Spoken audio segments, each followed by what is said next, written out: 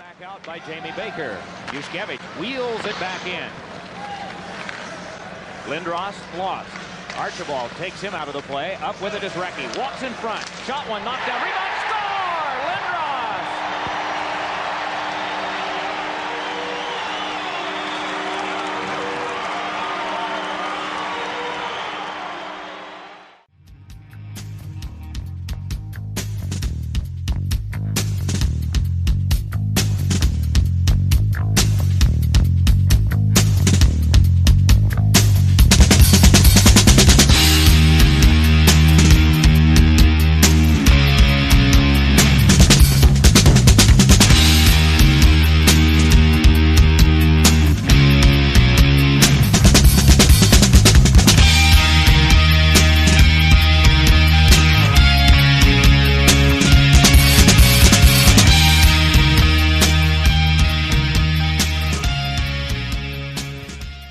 TheFourthPeriod.com presents the O&B Puckcast, episode number 61, as the Flyers are experiencing an early frost. Yes, that's right. Big news. Morgan Frost has been called up by the Flyers from the Lehigh Valley Phantoms. We'll talk about that and a whole bunch more. But we have a big panel tonight with a special guest. But let's go around real fast because we got so much to dig into tonight. Chef B, how are you, man? Good. Bear with me. I might be a little Peter Brady tonight with my voice. It keeps kicking in and out, but I'm going to hang tough for this. Well, just make sure you have your pork chops and applesauce. Okay, and also from Brotherly Puck and Brotherly Pod, National Puck and National Pod, Dan the Flyer fan. Hello, Isaiah. How's it going? Okay. I like that. I like that faux enthusiasm. I really appreciate that. No, you've had a big week, and maybe we'll talk about some of that stuff. And, of course, from TheFourthPeriod.com, Anthony DeMarco. How are you, man? Not too bad. How's everyone doing? Doing all right. Doing all right. Now, our special guest is joining us from the outset. He's known as Radio Rob from the Always Next Year podcast, and specifically the Disciples of Ed, which is dedicated to hockey. Radio Rob, how are you, man? I'm still dealing with that dizziness that you get after being on a cruise. Aside from that, though, I'm just a really disappointed Philadelphia sports fan right now. Oh, yeah. Yeah, well, that spills over into some other parts of South Philly, that's for sure. Gents, we had a big show planned, reviewing a lot of the games and some things that have come up over the last 2 weeks since we left you. But right out of the gate, I got to talk about what the Flyers did today, calling up Morgan Frost. I called it an act of desperation. I also was concerned about his ELC, or entry-level contract status. And, of course, I was wrong about that because he's 20 and he's coming from the CHL. It's not like, Joel Farabee, who's 19 and coming from NCAA, and once he plays 10 games, the ELC starts. So my apologies for that, especially to the 31-follower guy from Twitter that doesn't think I should be hosting a podcast. So I'm going to get through that disappointment. I'm going to work through it. And Radio Rob, we're going to start with you. When you heard this news, what were you thinking in terms of what the Flyers are trying to do here? Is there a message? Do they really believe that the player is ready to become an NHL player full-time? What your thoughts? My first thought was, I think that they're trying to spark some more interest from the fan base because attendance has been a bit down this year. There have been a lot of empty seats at the Wells Fargo Center for some Flyers home games. They've had some attendances uncharacteristically low, like some down in the 16,000 range, which is very, very low for Flyer standards. So I think some of it has to do with trying to get some asses in the seats at the Wells Fargo Center.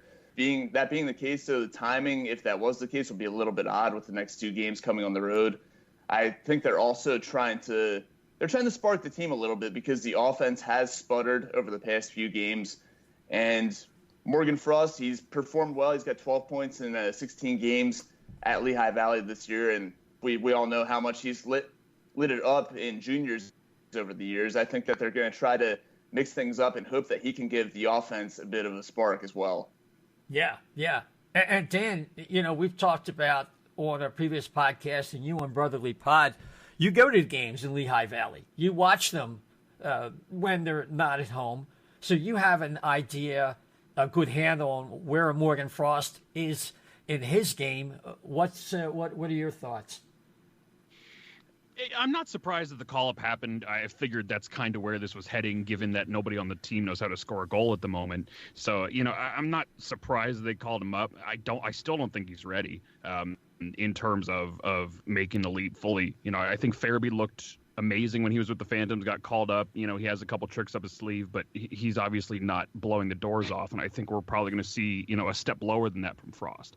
I think he does have some offensive tricks. I think if they handle him well and put him with players that are capable of scoring goals, which should be everybody, but hasn't been the case so far this season. If they protect him the best they can, I think he stands a good chance to do something. But, is this the right move? I don't know, but it's a very Alain Vigneault kind of move where they're trying to spark something. They're not afraid to make the moves, but this was pretty much the last ace in the hole for the Flyers. At this point, this was their last help from within the organization. So if this doesn't work out, it's going to be interesting to see what the next move is from here. Yeah, that's definitely for sure. I mean, and one veteran pundit referred to this really, Chef, as a wake-up call for the vets. Kind of like, listen, we can bring Frost up, and, I mean, Lawton might even play on Saturday, so, I mean, this could be like a 2-game call-up for all we know, but there may be a deeper message here. Yeah, I'm thinking along the same lines as you did, and a little bit of what Dan said too. It could be AV flexing his muscles, and as well as he should. I mean, it was no secret that at the beginning of the season he said it was going to be a lot of back and forth, a lot of moving between the rosters. So it's not really a surprise. I'm just a little worrisome. Like Dan said, I don't think he's ready. Like we saw how close Farabee was, and he just, he didn't make it at the beginning of the season. He went down, he worked on some things, and he worked his way back in when the opportunity arose. I'm more concerned. I'm going to take the concerned approach right now because I just don't want him to come up and be a miserable, unsuccessful stint just because we're trying to, the coach is trying to make a point. I hope that ain't the case. Yeah, well, and Anthony, the thing we got to remember, and I try to keep in mind, is that with Nolan Patrick's career possibly in doubt, it's real important to make sure that Morgan Frost has the habits and the development of a center, as opposed to just a guy who's going to get points, who can run up and down the wing, and that was something that concerns me. What are you thinking? Honestly, I just look at what's going on with Joel Farabee, and Dan has pointed it out, on numerous times that he's come up, he's hung with the guy, with the best of them in the NHL. He's not glaringly making mistakes, but he's not doing what you were hoping he would. He was at fault for the tying goal against the New York Islanders when he failed to get the puck out. And I think that Joel Farabee has struggled a lot on his own side of the ice and in transition play, and just has a few flashes here and there. And, 4 points through how many games he's been up, 15 or so. It's not something I wanted to see from the Flyers utilizing these young players. And it kind of ties in with Frost here, because a lot of guys, like, for instance, Bob Rochuk, the play-by-play guy for the Phantoms, has said numerous times that there are a lot of aspects to Frost's game that still need to be worked out. So to your point, Isaiah, are they just rushing him in because they're desperately trying to find some offense that they're not getting from the veterans? And it seems to be that way, and I'm kind of concerned that he's going to be thrusted into a role that puts him in over his head. And as we saw today during practice, he was taking line rushes with Giroux and Konechny, which effectively is a first line. Well, yeah. I mean, in a way, you could say it's a second line because it's a line that they're going to try to get out against, to avoid the first line, because that's not really prospectively a very good defensive line. Just looking at Joel Farabee real fast, 14 games, 2 goals, 5 points, and -2. His Corsi is at a 47 range. His expected goals and possession quality is not where you'd like it to be. It's only 14 games, but just to Anthony's point, that he's not exactly knocking it out of the park. And he makes intelligent plays. And one of the reasons it was kind of okay for Farabee to come up is he has a mature game. He played NCAA hockey. He's got really good hockey sense and IQ, what have you. So he does tend to limit his mistakes. But I'm wondering what his game will look like in February. But let's back out of the particulars of what's going on there. Let's do a little bit of a stat review of where the Flyers are at right now, and just team-wise. Okay, so they're at the 20-game mark. It's almost at the quarter mark of the season. They're at 10-6-4 with 24 points. They're fourth in the Metro. If play stopped today, they'd be in a wild card spot. But, the other thing, and I got to talk about this, Rob, and this is something you've been away, but one thing that's really a little tricky and some fans don't understand, this ROW column, which is regulation and overtime wins, the Flyers only have 7 of those, and there are like 5 teams behind them, only a point 2 or 3 back, that actually have more. Like Florida has 9, and there's like 3 other teams, including Buffalo, that have more. So that's something, as they're giving away points in these games, that people need to keep an eye on, because that can really come back and bite you. Yeah, it's kind of, and I think that all the overtime games that they've had lately, that's kind of contributed to these last 3, the 3-game losing streak that they're on right now. They're going out there, they have tired legs, they're not completely fresh, because all these games are going past 60 minutes, they're going through overtimes, they're going through shootouts. Meanwhile, the opponents that they're playing against, they haven't had as many games go past regulation. So you got to factor that in as well as the giving up points to teams that they're playing against in the Eastern Conference, teams like the Torontos and the Islanders and teams like that they're going to be competing with throughout the year. So, yes, that is something to be concerned about, and they really need to work on being able to finish out games in regulation so that the ROW does not come into play at the end of the season. Yeah, absolutely. Just a correction there. Florida, they're third in the Atlantic. So, but right now it's Buffalo with 9. Again, we're talking about ROW. Toronto with 8. Tampa Bay with 8. Yeah, Tampa is not going to miss the playoffs. And even the Rangers have 8. So for all those people that came at me with the, I thought the Rangers were going to be tight with the Flyers this year. So there's always that. Let me give it to Anthony here. I think there's a message being sent. If you listen to AV today, Anthony, some good pull quotes from Bill Meltzer. And AV was talking about JVR, Kevin Hayes, and Jake Voracek. And he said, I love the people. I need more from the hockey players. He also said that veteran players start with more money in the bank than youngsters. In other words, more leeway to stay in the lineup based on their track record. But he said some vets, quote, have been making more withdrawals from the bank. And why don't you comment on that? Well, I think he kind of echoes what the fan base and the likes of us have been saying, because from the start of the season, those guys haven't been getting it done. I'm hesitant to throw Hayes into that mix because I know he's tied to the $7 million cap hit that comes with him. But I feel like Hayes has done a lot of things right and has moved up and down the lineup and has really helped elevate the penalty kill. So I'm really hesitant to throw Hayes into that mix with Voracek and James Van Riemsdyk.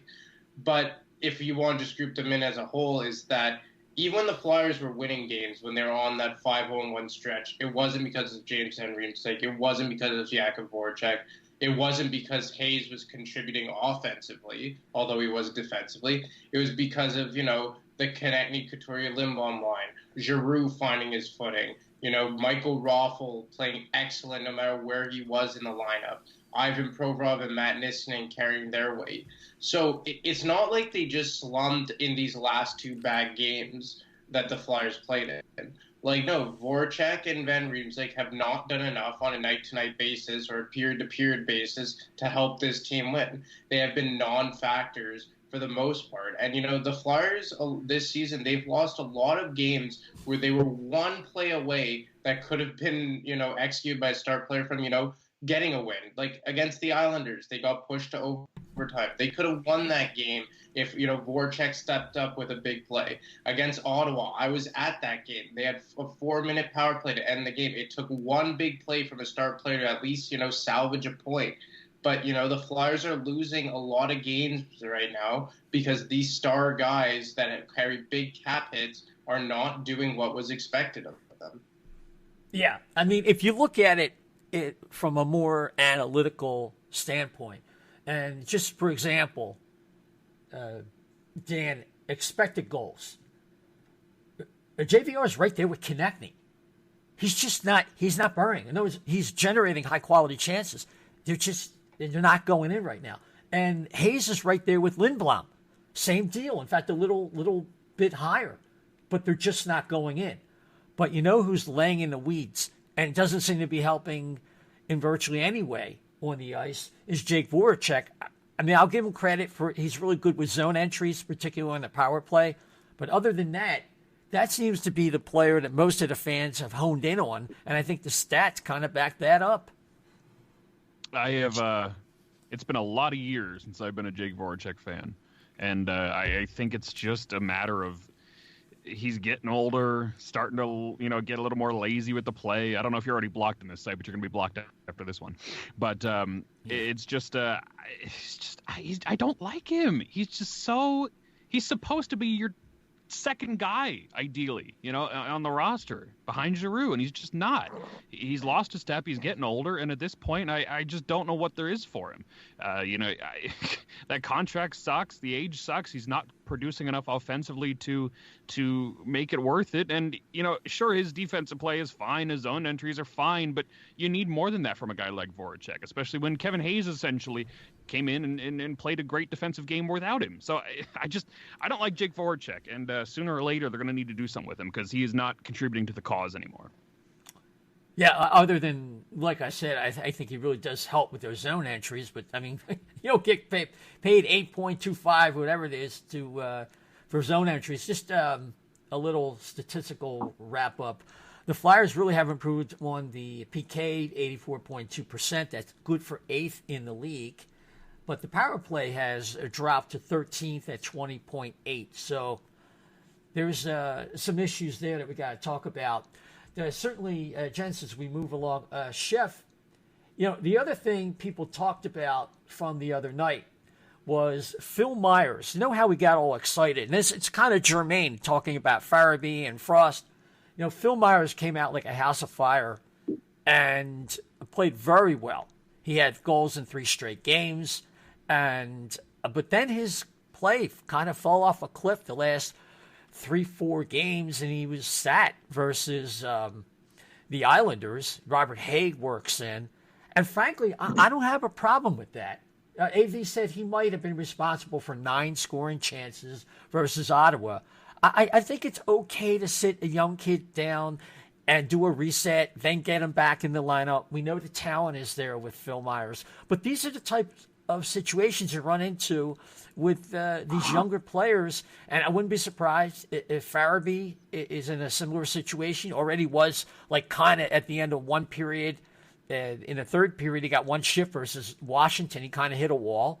And look for AV to do the same thing with Frost if he's up here and he runs into a wall. Well, one, I am blocked by Voracek, so I will say that I wouldn't mind if he sat a game, so I'll get that out of the way. If you're going to make a point, you have to make a point across the board. That would be my only say in that. I'm totally with you. I've always said in the past that if somebody sits, it's not because you've lost faith. You want them to get their bearings and collect and figure out, try to imagine what their game's going to be like again. So I had no problem with that. And a lot of that, too, apparently, I think it was said before too, that correct me if I'm wrong, but it was because it was a back-to-back too, was factored in it too. They thought some people might be a little bit winded or whatever. So I have no problem with sitting somebody. I wish they would sit, like I said, a veteran to prove a point if they're going to do it to the young kids, which either way, I don't have a problem. Well, I think it's not only the physical grind, the mental grind. And AV talked about he hasn't built up the right amount of leeway yet. So, in other words, hasn't have the track record like somebody like Voracek. But, I mean, to me, Jake, they've cut his time. And Jake has been on the bench in third periods or things like that before. So, I mean, that has to be coming soon.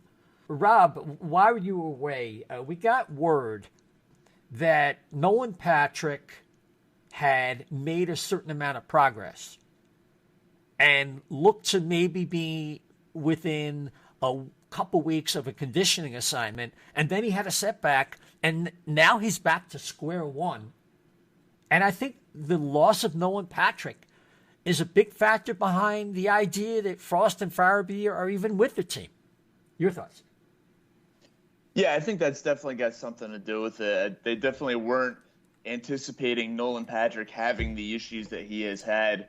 And now I don't even know if they're certain what's going to end up here with Nolan Patrick. So, yeah, that definitely could be the case, that they're uncertain what's going to go on with Patrick. That's why they have Farabee up. That's why they brought Morgan Frost up. I don't know how much what the latest report was on Nolan Patrick's injury situation. I don't know if any of you have heard that. Well, I had heard that really actually from Russ Joy from Crossing Broad. He was the source of that update, and that was last week that he said that. So, yeah, that's the last thing I heard, and everything has gone mum since then. Yeah, it's a bit of a murky situation. Like I said, they don't know what's going on with Nolan Patrick, and it's a shame because he's still such a young player. If he could just get healthy, that would give him the chance to develop. But he can't stay on the ice, and so that's why they're going ahead right now, and they're giving the shot to Farabee and Frost to see what they can do, and hope that they can produce to a higher level than Patrick has been able to so far in his young career. Yeah, well, there's certainly, hopefully so. I mean, I was talking about last show. I have migraine syndrome, and that can really be an unclear, murky, the word you use, diagnosis. And it wouldn't shock me if he wasn't happy and wasn't making progress. He goes to another specialist who has a totally different opinion. That's just the nature of this type of thing. And Dan, I want to get back to you real fast. There's something funny. We all need a laugh because there's a lot of tension today on Twitter.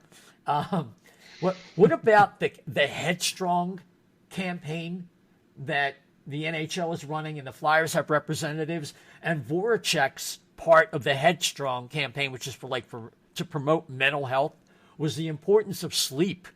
I think Russ Cohen made a joke. It seems to be carrying over on the ice.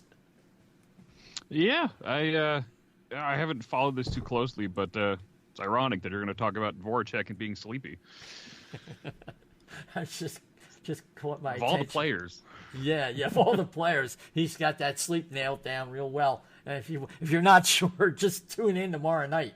But according to Jordan Hall, over the last 6 games, Chef, the Flyers have been outscored 7-1 in the third period. 5 of 6 have gone past regulation. That's not the way to close out games. It's a big problem. And since that explosion against Carolina, back on the 5th, when the Flyers, really had a great final period, won 4-1, the Flyers have really had a lot of problems in that area, and it's the regression that they really have to pay attention to and address.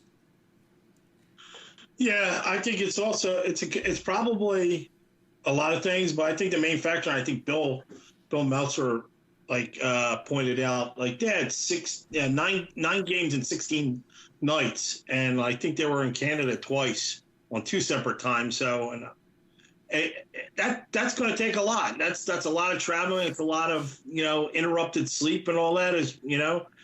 So I think a lot of that probably has to do with them just, I mean, especially in the Islanders game. You saw a little more than halfway through. I think it might have been at like the 12 or 13-minute mark in the Islanders game in the second period. They just they were just significantly slower. Their speed was gone. Like I don't know, it was the hustle. They came back and was a little bit better in the third, but it was just I think they're just running out of gas in the tank. I think the schedule has got to be the worst one I've ever seen for this club, and to start the first 2 months. So hopefully, when it evens out, they can get maybe their bearings back. Yeah, really, a lot of games in a short span of time. And they had a couple bad line changes, and they gave up a power play, and that whole thing fell apart. You know what, though? I look at the Islanders, who I don't really think are more talented than the Flyers, or Anthony, but they have so much confidence playing their system and everything, and they were unbreakable. And of course, it's true, they were well rested, but hopefully at some point the Flyers could get to that level. And they've only been with Alain Vigneault for 20 games. That's something we have to keep in mind as well. Hey, the Islanders are a well-oiled machine. Barry Trotz, who in my mind is the best coach in the NHL, has that team buying in, and everybody is on the same page. Every single player on that team is on the exact same page. And you're right. On paper, they're not a more skilled team, but they're one heck of a blue-collar team. You have guys like Matt Martin and Casey Cizikas and Cal Clutterbuck, and then you throw in skilled guys of Jordan Eberle, Matt Barzal, Josh Bailey, Anders Lee, who brings skill and size. And, they're all pulling in the same direction. And they really just outwork the Flyers. And you know what? They've been outworking most teams in the NHL this year. They haven't lost in regulation since early October. This is a team that is really almost the standard bearer right now in terms of work ethic around the NHL.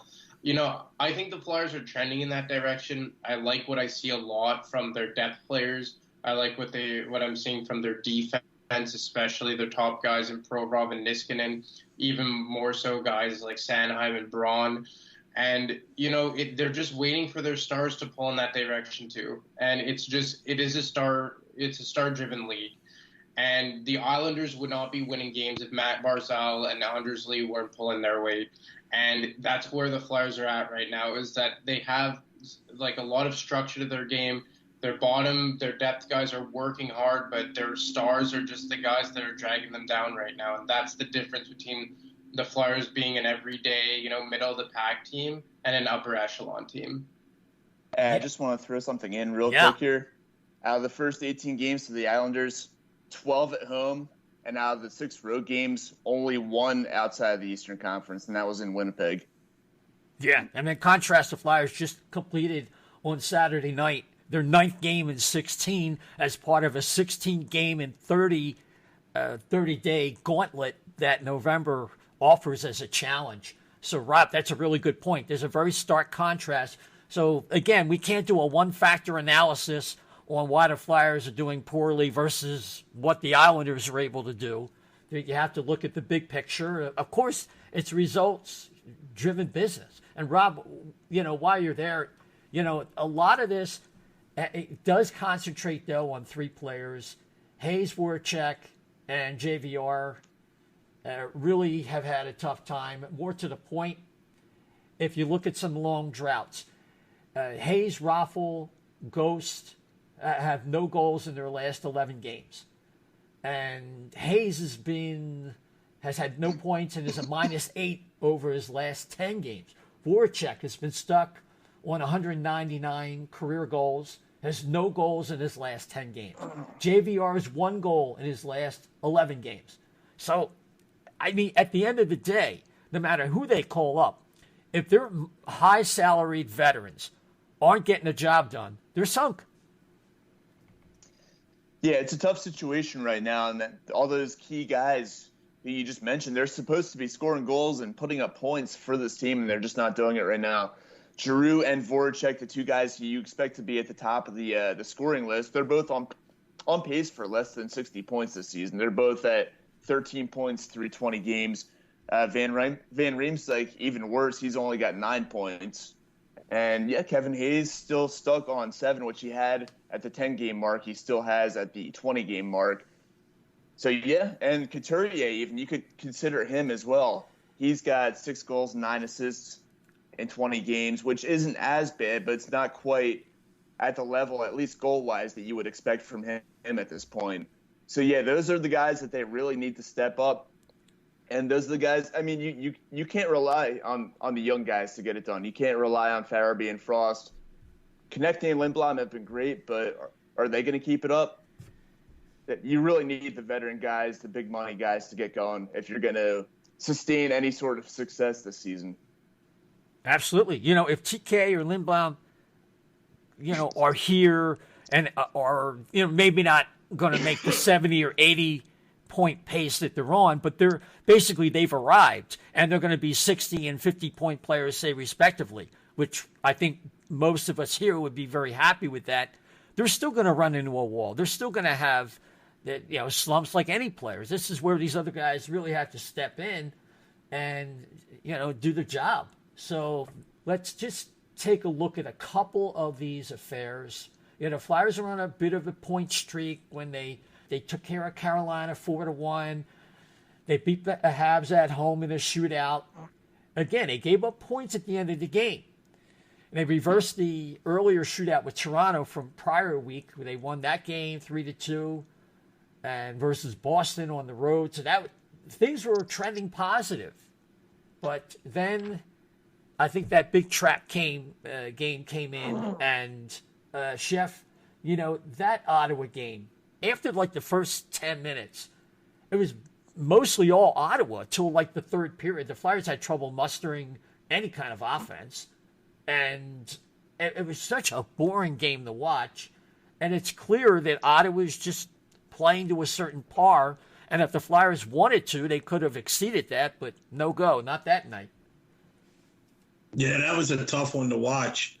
I mean, I caught that game late, and I DVR'd it, but I skipped through as much, because I was watching them, like, waiting for something to happen. And I was like, because I stayed away from Twitter and all that, and all the media, and it just was like, this. I missed nothing.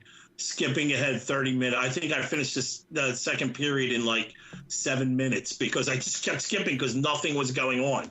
I kept looking at the score, kept looking at it. It was just it was a horrible effort. And I don't know. Like I said, it could be just, they're just worn out. It could be that, but I don't, like you said, a trap game, and they gotta be more consistent. Mostly, I think Anthony pointed out the biggest thing was in their transition game. It wasn't there for the last 2 games, especially in the third period. They kept seeming to get stuck in their own zone and couldn't evolve out. Yeah, it was really tough to watch. One good thing, Farabee had a pretty rough game, as we mentioned earlier, versus Washington. The Flyers, I left that one out. The Flyers lost to the Caps in a shootout. Yeah, he only had 1 shift in that third period, but against Ottawa, he was making some things happen, and Carter Hart had a good game. And JVR again had high quality chances, but that it just wasn't going to happen. And then of course it brings us to the 3-0 lead the Flyers have, blowing that all in the third period and end up losing to the Islanders in a shootout. So, now it's amazing, just a couple games with how tight the league is, Dan, how the perceptions can change. And, we felt one way after they took the Capitals. I'm sure you noticed the Flyers lost to the Caps and were outplayed probably most of the night, but people were like, well, they really stood up to the Caps, and people were like, we got our point streak going and everything's still cool. But now, a couple games later, it shows that game was just the start of a downturn for the team.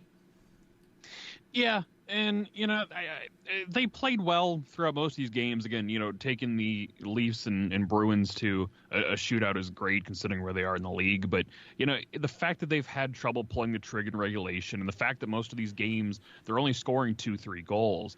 Most of the goals end up coming in the shootout as well, so that's harder to take. But, the pattern was there. You can kind of see the downgrade. And for those of you that remember the Flyers' 10-game win streak a couple seasons back, rather, they would win 3 or 4 convincingly. A couple of them were close, and the last 3 or 4 it was just kind of like skin of their teeth kind of thing. And that's kind of what this feels like, is that they were kind of coming down slowly here. And the Capitals game was the start of it. They came out pretty much lifeless against the Senators, and then the Islanders game, I watched the first 2 periods of that. They were up 3-0, and I had to leave, and I checked the score later and lost in a shootout. I don't know what the hell happened here, but it was they're on a bit of a spiral right now, and they really got to get that straight. And unfortunately, the schedule upcoming doesn't help them out much either.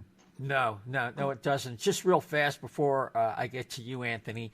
The Flyers' leading scorers right now: Travis Konechny, 8 goals, 19 points; Oscar Lindblom, 9 goals, 16 points; Sean Couturier, 6 goals, 15 points; Claude Giroux, 5 goals, 13 points.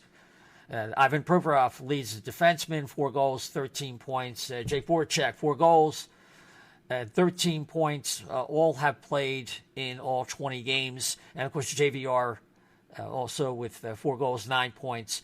And, Dan, real fast, back to you real fast. JVR has only scored in how many games? Like 4 games or something like that? Something like that, yeah. Yeah.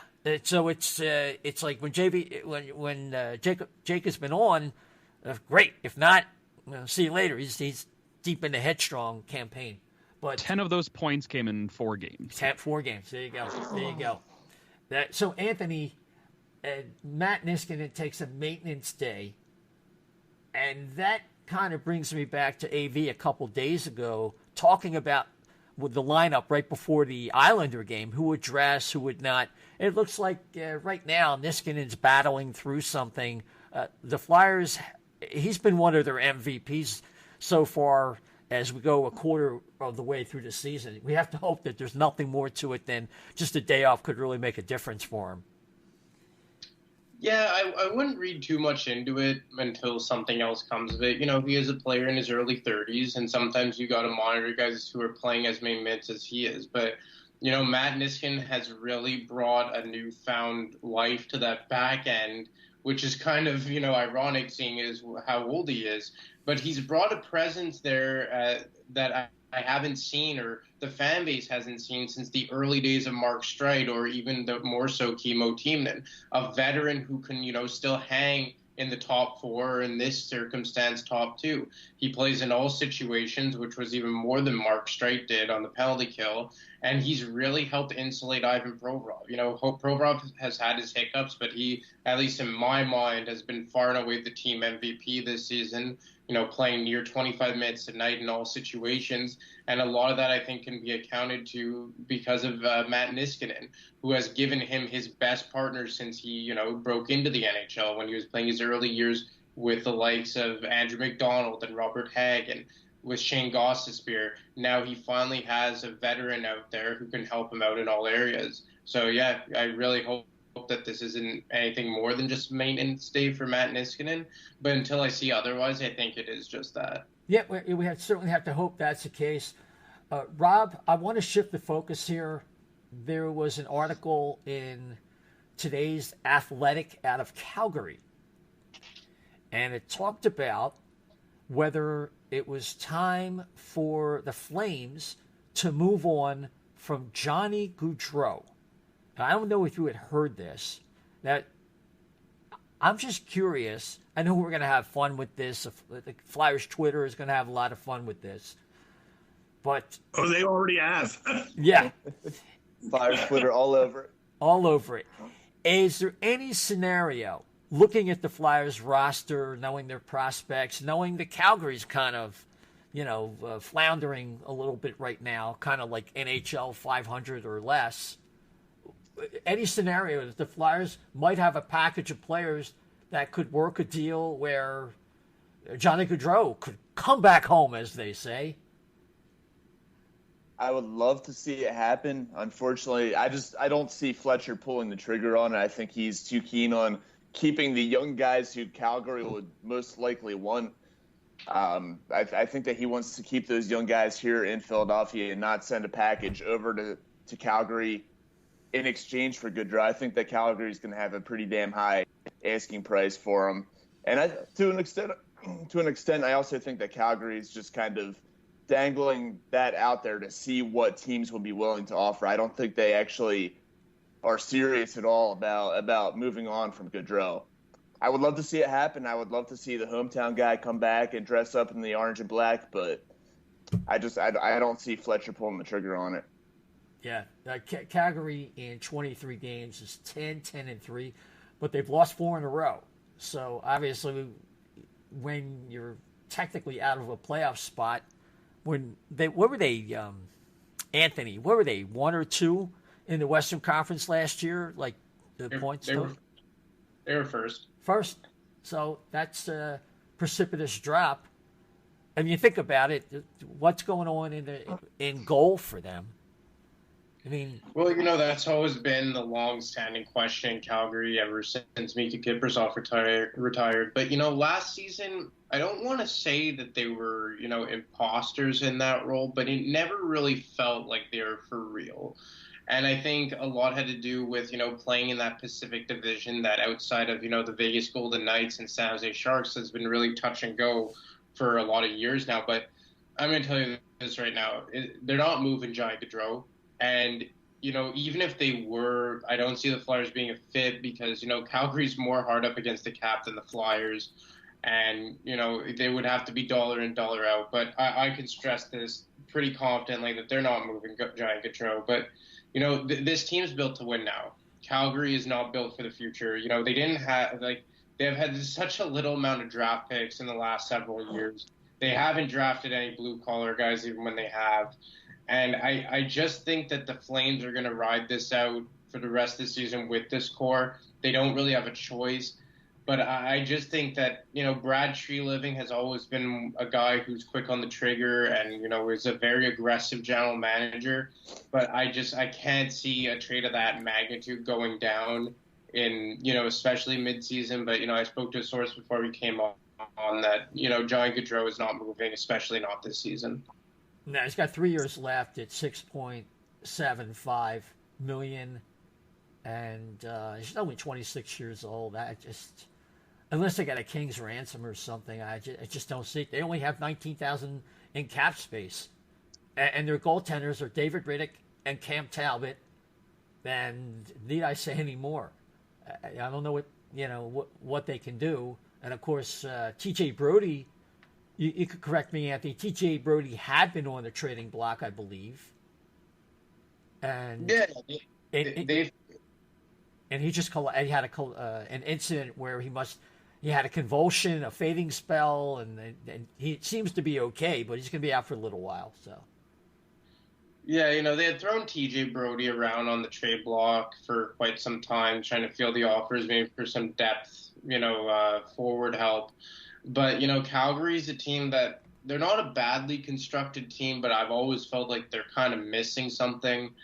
And I think that, this TJ Brody injury just kind of hampers them even more on the trade block because, as you mentioned, he was a guy that they were kind of dangling out there. Yeah, definitely. Dan, the Flyers, for all that we've been complaining about, and obviously the Flyers front office and AV are not really happy with the way they're trending. 1/4 of the way through the season, they're on track to maybe get like 98 points, something like that, in that range if they just replicated the performance that they have so far. Of course, things don't work that way necessarily, but so it's not all bad news.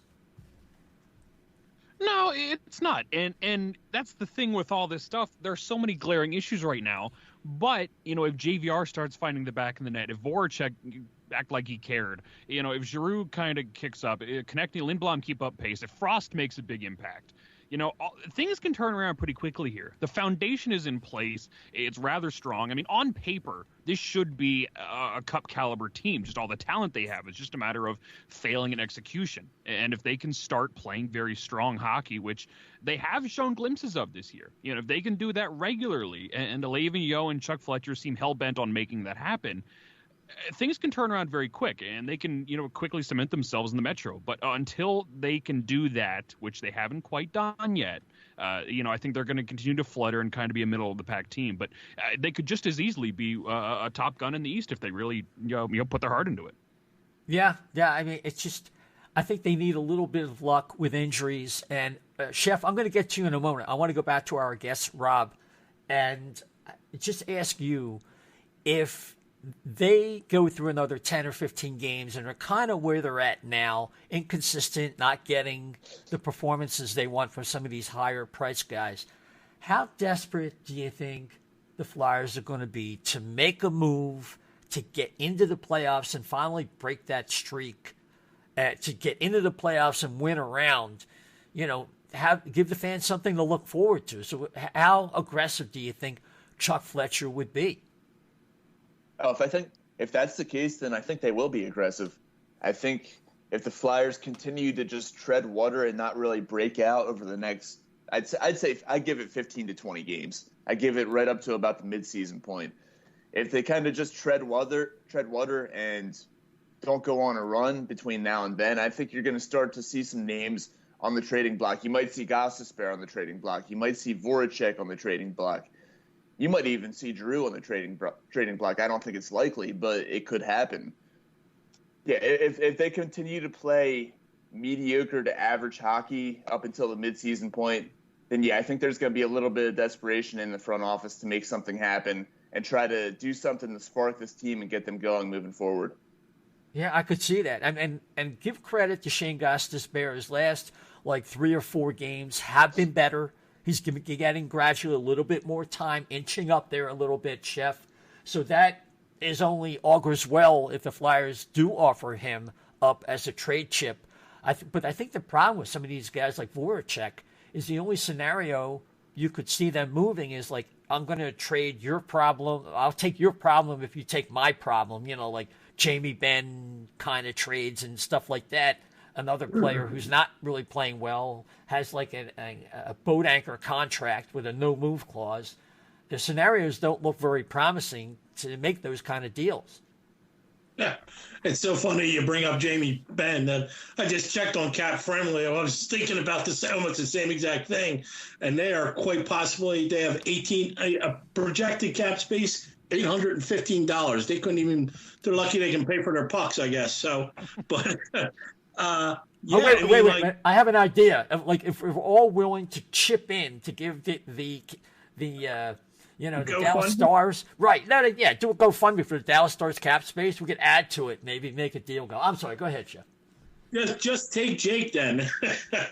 I mean, you made a point. I mean, his contract is going to be hard to move, and it's going to take somebody that's going to, have to have that space in there, and there's not a lot of teams in the league right now with that salary cap space. So I think that Fletcher will do something. He will try to move something. And unfortunately, I think you were leaning in the right direction because Ghost is very tempting because he can get you something because of what he's done with the past. His contract is pretty reasonable.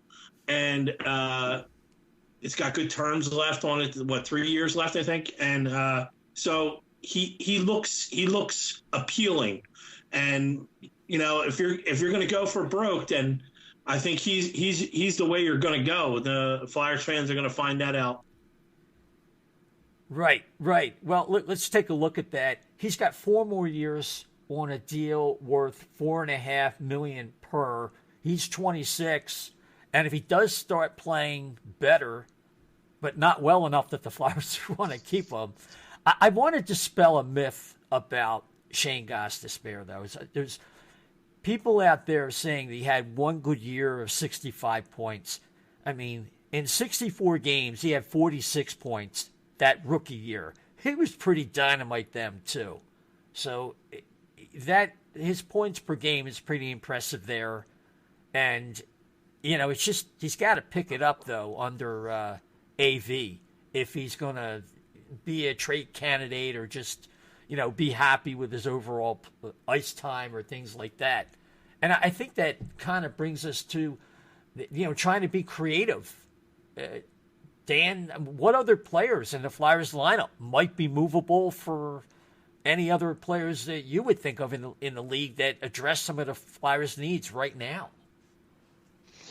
Well, I don't really know who's up for the trade block around the league at the moment, but I don't really know. It depends on where the Flyers are come the trade deadline, I think, with how aggressive they're going to be. If they're on that bubble spot and they feel like they can make it, there may be some prospects moving. I mean, they still got guys like Rubtsov and Farabee, or not Farabee.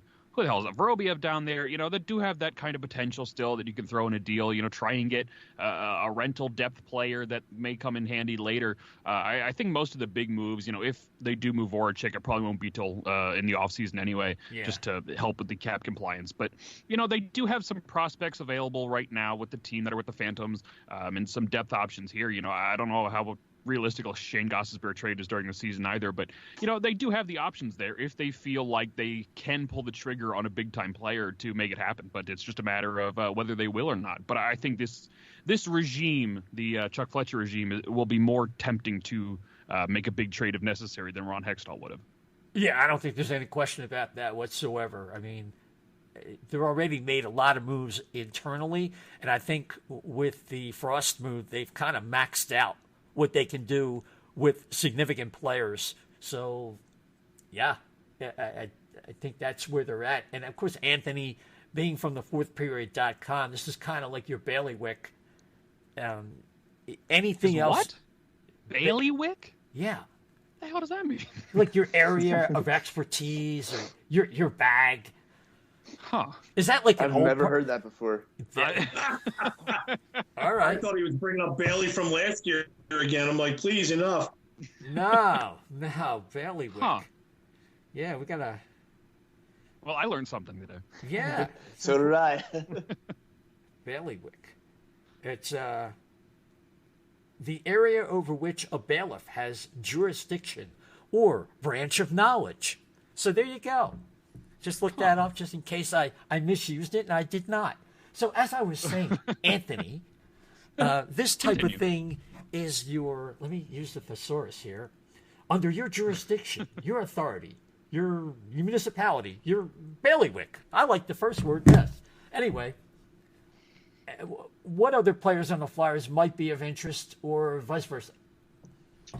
Well, I mean, if you go throughout the league, you could maybe look at teams that are floundering. Let's say the Minnesota Wild, for instance. You have a Ryan Donato, Kevin Fiala, Jason Zucker, who, are pick-up trade chatter.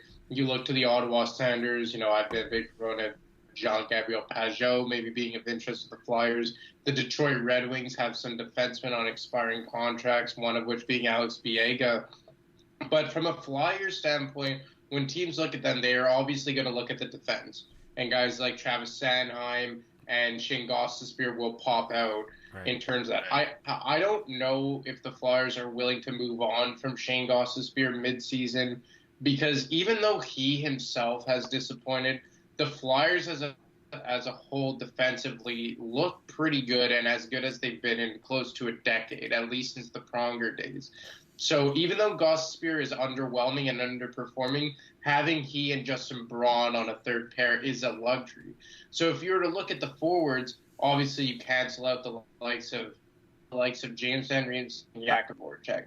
Okay, yeah, we lost you there for a second. Oh, sorry about that. Yeah, you cancel out the likes of Voracek and JVR.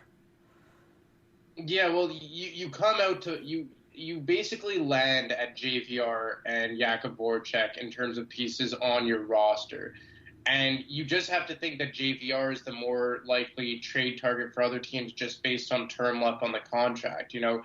As Dan pointed out, Voracek covers, he carries an ugly cap hit. So unless that you're acquiring a problem like you mentioned, Isaiah, like from another team, The only way that you could really part with Jakub Voracek at this point is, I think, unless you attach a prospect to him in a deal for that. I think that the only way that the Flyers could maybe part with Jakub Voracek without having to take on a fellow bag contract would be with the likes of a team like the Columbus Blue Jackets that is desperately starved for offense and currently has the most cap space in the NHL. And they would give up who for somebody like that?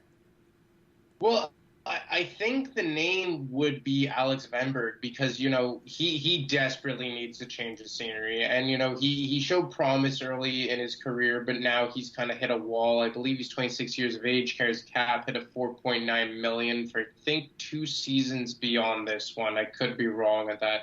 But Wenberg's a valuable player, and obviously it isn't as sexy of a name as you'd want for a guy like Jakub Voracek, but at this point, what could you really get for Jakub Voracek? A guy who's trending towards less than 60 points, making over $8 million a year for the next half of a decade. So the Flyers may just have to swallow it and trade for a player that doesn't seem up to par in terms of value just to get out from under that contract. And in the short term, you got a guy who can play center. And, we not to put all of the eggs in one basket with Morgan Frost, the uncertainty of Nolan Patrick, maybe getting a guy who could play third-line center, who's younger, on a much lower cap hit and term, would be a good bet for the Philadelphia Flyers to look at. Yeah, Alexander Wenberg is 25. He has 4 years left at $4.9 million. His game kind of really cratered last year. And, oh boy. 75 games last year, 2 goals and 25 points. So far this year, 19 games, 2 goals, 6 points. I don't know. Those are bad numbers. They are bad numbers, but it's because if you compare relative to Jakub Voracek's production in terms of his cap number, you're going to find it very hard-pressed to find a team that will take him and absorb all of his money without having to take a good-looking prospect and at the same time. And Wenberg, you're taking a bit of a project. I don't think it would be a one-for-one. I would say that right now. I think the Jackets would pay more money for him, or they would pay an additional asset for Voracek rather than just Alexander Venberg. Right. But I could see those two pieces being the centerpieces of such a trade. Yeah. I mean, just alone, that could be like a repeat of the leader writer for Rask trade if you're not careful. So, Rob, this week, tomorrow night, the Flyers have a strange Florida trip where instead of playing the Panthers and the Lightning, they just play the Panthers. And then on Thursday, they go up to Carolina before they come back and play Calgary on a Saturday afternoon. And, that's kind of strange. But that's a tough way for Morgan Frost to start his career and for Phil Myers to get it together. 2 road games against 2 pretty tough teams.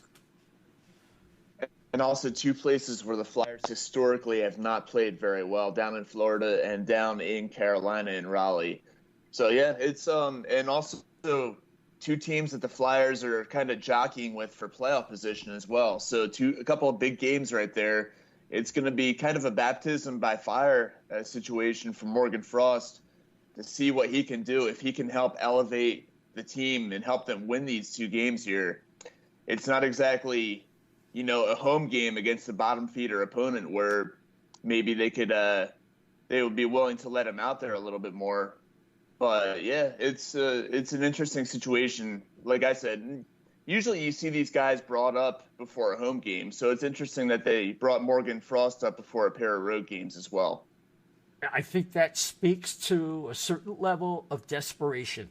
They're really trying to send a message to the veterans that something's going to change. It's not going to stay the same.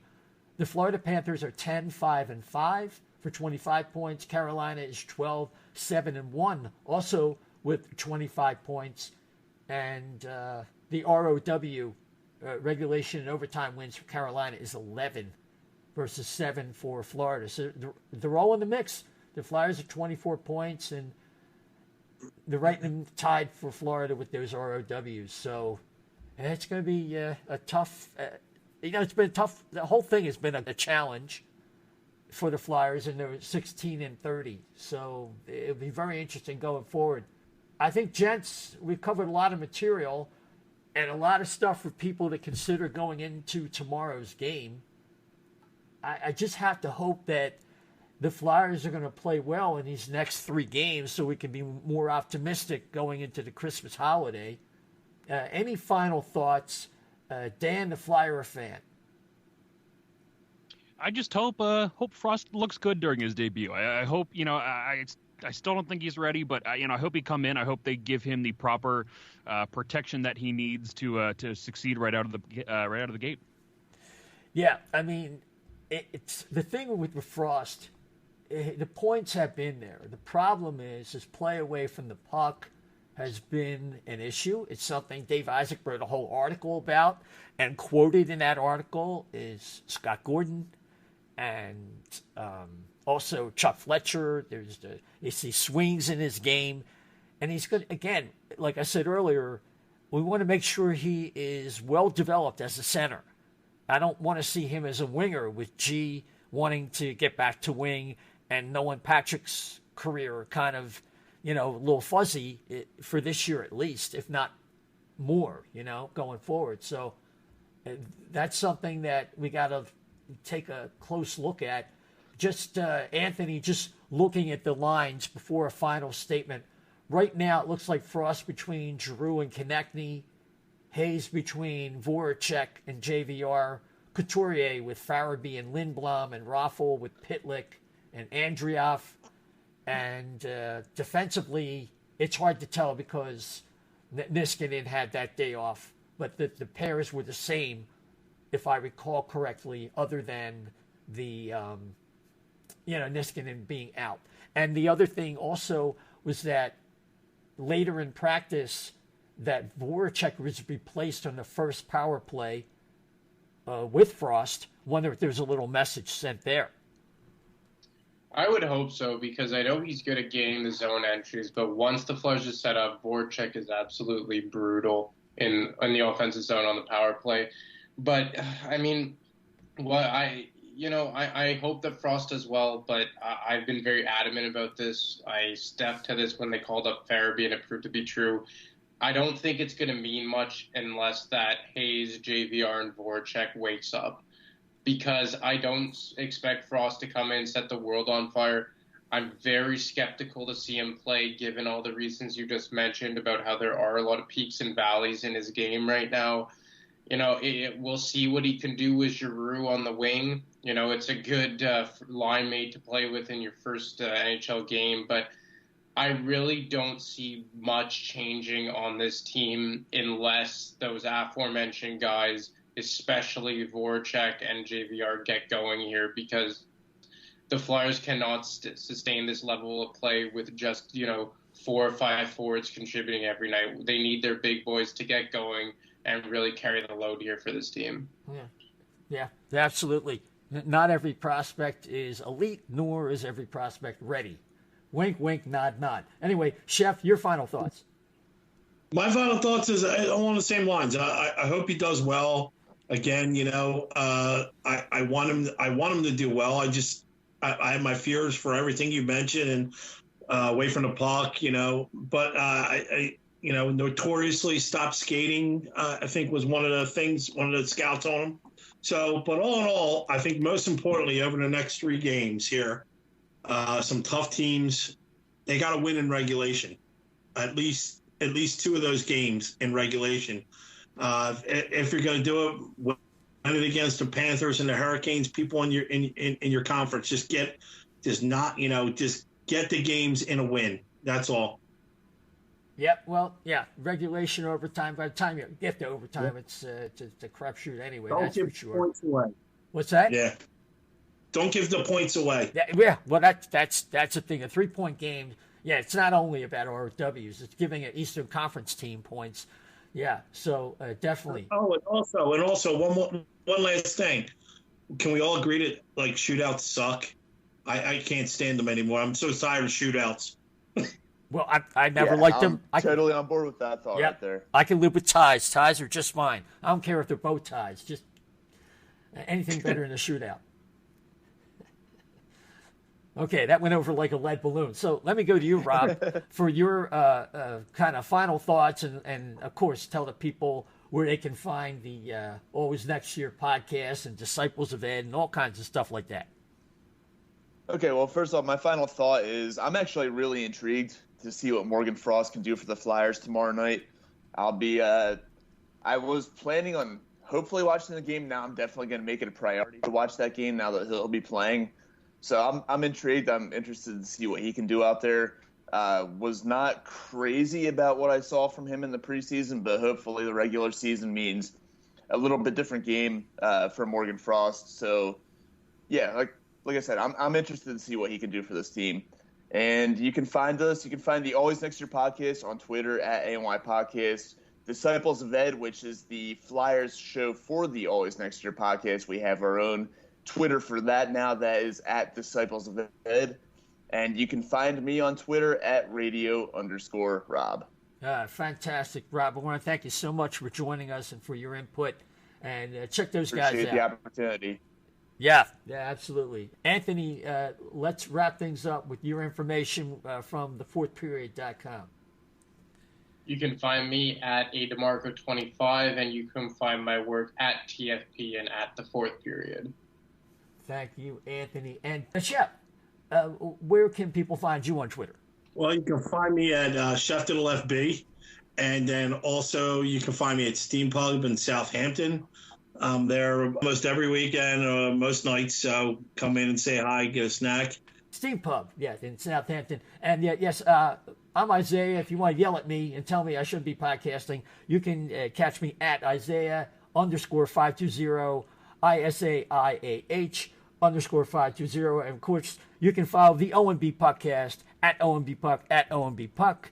And if you could be so kind as to subscribe to the O&B Puckcast on your favorite platform, particularly Apple Podcasts, if you could give us a good rating, we appreciate it. Yeah, 5-star reviews really help out, and a subscription as well. And with that, until next time, good luck to the Flyers, especially over these next 3 games. Good luck to Morgan Frost. Everybody, take care.